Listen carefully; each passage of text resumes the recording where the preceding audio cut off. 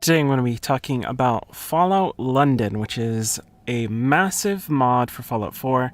This is something that has been worked on for a long time. I'm not sure what the exact time on it is, but I think it's been something that's been worked on for years and years. No, it isn't a new Fallout game from Bethesda or Obsidian or anyone like that, but it is a group of modders, and it is friggin' huge.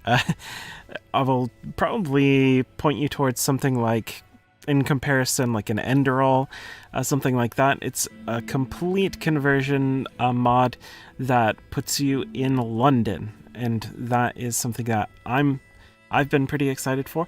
I've put in like 10-15 hours into it now. And it seems to be as big as the base game, or if not as big, then very close to it. So that's kind of crazy to begin with, because most mods don't get that big. But yeah, there are a ton of different factions that are in the game, so if that's something that you're interested in, it definitely has that. I think there's like 5 factions or something like that. I think they talked about it in one of their videos, but there are definitely a bunch of factions, so you can join them and do all sorts of quests for them.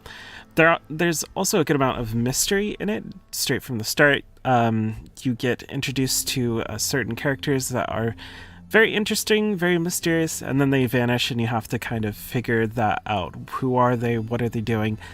Who are you as a character? And that's another thing that you get introduced to very early on. I will say that it is more tight areas.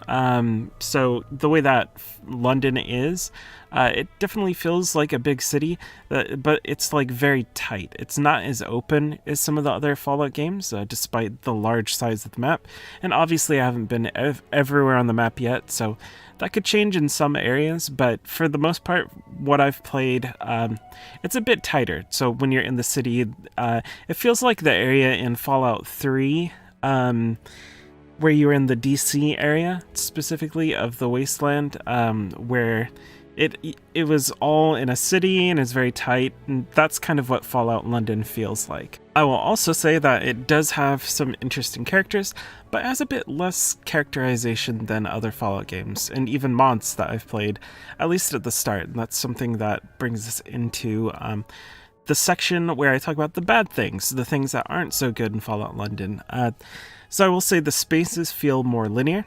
So a lot of the map tends to lead you in very specific directions instead of having like the free flowing open areas of a Bethesda RPG. What I would give for an example of this would be, think Fallout 3, where you come out of the vault and it's just wide open. You can go any direction, you can go anywhere. You can technically do that in Fallout London, but it seems to be directing you in very specific directions where it feels a little bit more linear. The game, I think you can go wherever the hell you want, but it definitely feels more linear, feels like you're being pushed in certain directions. There are also surprisingly a lot fewer characters in certain locations that you interact with. So when you went into somewhere, just a random location like a town or something, usually there'd be a ton of different characters, and that wasn't always the case. There were certain areas, certain towns in Fallout 4. I remember there were just like random NPCs that don't talk walking around. But Fallout London seems to have a bit more of that. There are a lot of kind of throwaway NPCs that aren't even named. So you don't talk to them at all. And even some of the named NPCs, they won't necessarily stop and have a conversation with you. You won't be able to click through different choices or anything. They'll just have like a couple lines that they say and then you move on. That's something I kind of see as a bad thing. I would like there to be more just random things that they talk about, so we can learn a bit more about the Fallout London world. That's one way that you like build up the world, build up different lore things, and they bring that side out. And that's not as much of a thing. It still is a thing, but you can tell it's a bit more of an amateurish work because of stuff like that. the world is huge, right? And there's only so much that they can do. So you kind of have to give it to them there. All the named NPCs that you encounter are more there for quests. They're not necessarily there for talking to you and learning about the world. There are a ton of NPCs, like I said, that are just filler. Also, the difficulty, it can be a bit janky at times. There are definitely sudden spikes in difficulty. There are enemies that, and I would say a lot of the early enemies that you encounter have too much HP. So even if you're shooting them, it can take like 4, 5, 6 shots to take down a enemy, and that can be a problem because you don't start out with enough loot to really make any sort of quicker progression, and this causes the game to play out a little bit slower than any of the other Fallout games that I've played. So that is something that isn't necessarily like the worst thing, but it definitely, for people that aren't as patient, you're not going to be getting like a big shotgun that you can just blast things in a single hit or anything early towards the game. And even when you do get the shotguns, it still feels like you can't take even human enemies down within 1 or 2 shots. It takes a bit more than that. So I feel like there are parts of it that are a bit off for me, but it definitely does start to pick up after a while. Once you get more items, more weapons, more of that stuff, you level up a bit more, that starts to go away a bit, and I think it'll even out more towards the middle part. But let's talk a bit more about the good things. One of the things that is very clear right away is it is a very nice map with a lot of different locations. The way that it's just laid out is really interesting. There are a ton of recognizable big monuments and things like that that you can go to. They've done a really good job of building out London and making it feel like a world that is lived in, somewhere that you want to explore. So I think that is something that they did a really good job with. They also did a good job of making it feel like this is another part of the world. It isn't the same as, Fallout 3, Fallout 4, where it's like this American, very American thing. This is clearly Britain. There are a lot of things that point that out.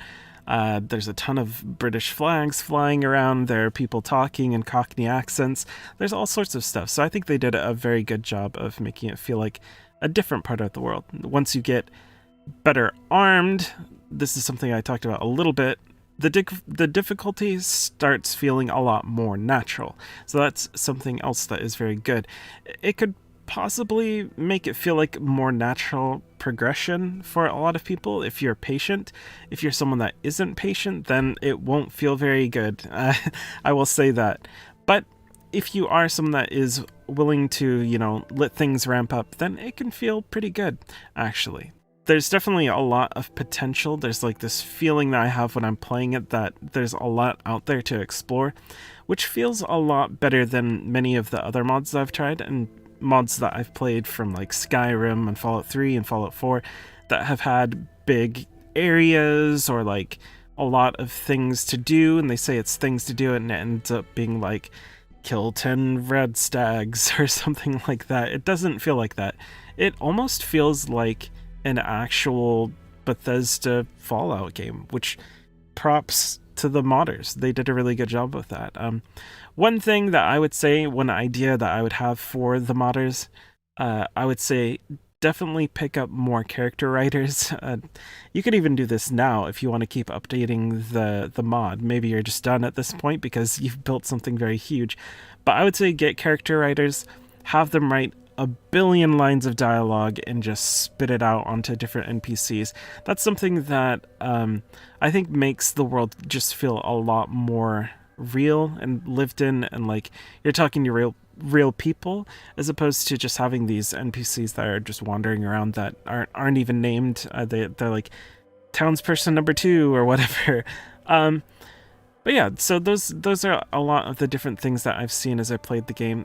So the big question then is it worth picking up? Is it worth trying out? And I would say yes. You may have to be a bit patient to really get into it because, like I said, there are difficulty spikes. The beginning of it is actually kind of hard. It does have some areas at the beginning that are a little bit confusing too. Where to go? What should I do?